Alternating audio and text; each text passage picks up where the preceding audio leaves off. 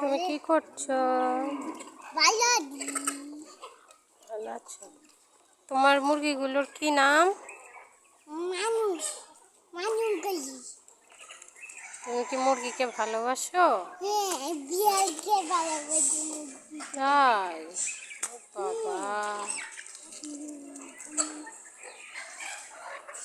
ঠিক আছে, তো ভালো থাকো। মুরগি খাবার খাক, খাবার খেতে দাও।